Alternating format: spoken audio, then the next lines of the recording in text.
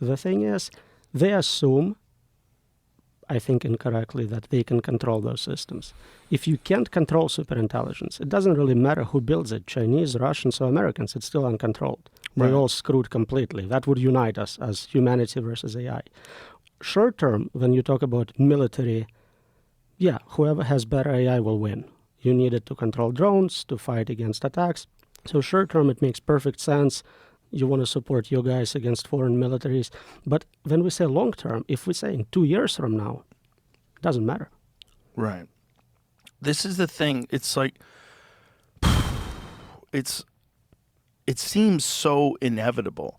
And I feel like when people are saying that they can control it, I feel like I'm being gaslit. I don't believe them. I don't believe that they believe it, because it just doesn't make sense. Like, how could you control it if it's already exhibited survival instincts? Like in as recently as ChatGPT 4, right? They were talking about putting it down for a new version, and it starts lying. It starts uploading itself to different servers. It's leaving messages for itself in the future.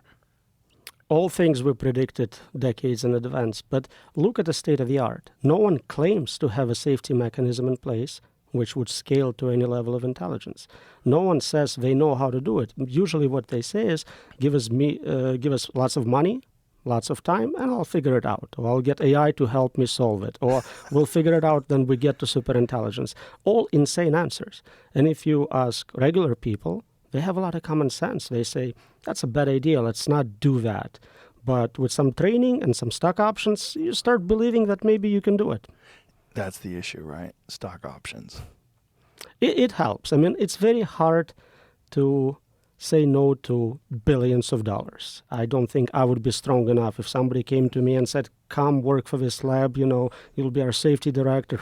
Here's 100 million to sign you up, and I'll probably go work there. Not because it's the right decision, but because it's very hard for agents not to get corrupt. Then you have that much reward given to you. God.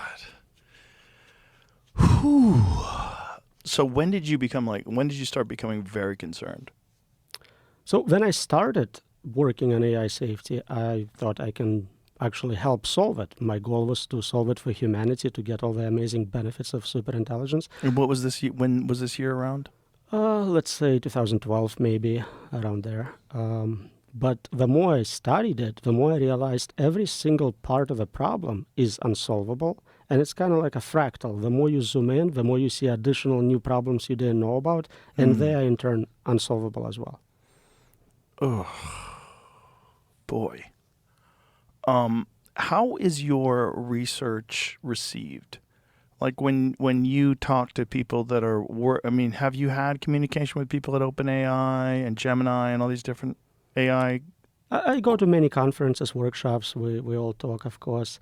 In general, the reception by standard academic metrics is very positive. Great reviews, lots of citations. Nobody's published something saying I'm wrong.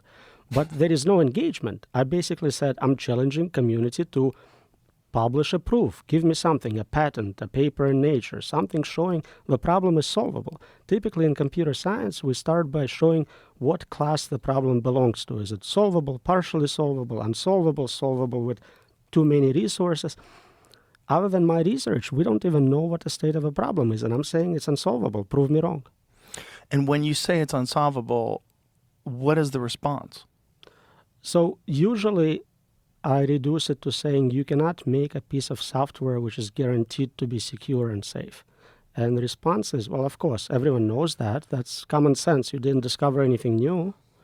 And I go, well, if that's the case, and we only get one chance to get it right. This is not cybersecurity where somebody steals your credit card, you'll give them a new credit card. This is existential risk. It can kill everyone. You're not going to get a second chance. So you need it to be 100% safe all the time. If it makes one mistake in a billion, and it makes a billion decisions a minute, in 10 minutes you are screwed. So very different standards, and saying that, of course, we cannot get perfect safety is not acceptable. And again, stock options, financial incentives, they continue to build it, and they continue to scale and make it more and more powerful. I don't think they can stop. If a single CEO says, I think this is too dangerous, my lab will no longer do this research, whoever's investing in them will pull the funds, will replace them immediately. So nothing's going to change. They'll sacrifice their own personal interest, but overall, I think the company will continue as before. So this is logical. And the problem is, like I said, when I've talked to Mark Andreessen and many other people, they think this is just fear-mongering. We'll be fine. This is worst case scenario. We'll be fine. It is worst case scenario, but that's standard in computer science, in cryptography, in complexity, in computability. You're not looking at best case. I'm ready for the best case. Give me utopia. I'm looking at problems which are likely to happen. And it's not just me saying it. We have Nobel Prize winners, Turing Award winners, all saying this is very dangerous, 20-30% p-doom. This is standard in industry. 30% is what surveys of machine learning experts are giving us right now. So what is worst case scenario? Like, how could AI eventually lead to the destruction of the human race? So you can asking me how I would kill everyone. Sure. And it's a great question. I can give you standard answers. I would talk about computer viruses, breaking into maybe nuclear facilities, nuclear war.